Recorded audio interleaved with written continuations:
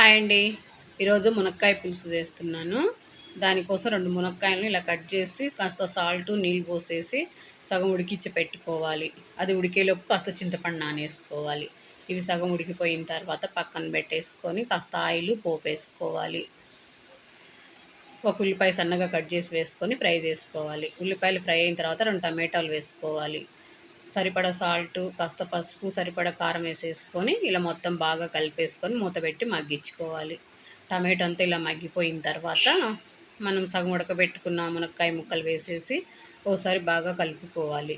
కాస్త చింతపండు పులుసు వేసుకొని కొంచెం సరిపడా వాటర్ వేసుకొని ఒకసారి బాగా కలిపేసుకొని ఉడికించుకోవాలి.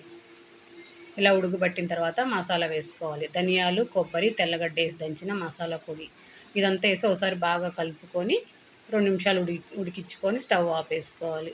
అంతేనండి, రెడీ అయిపోయింది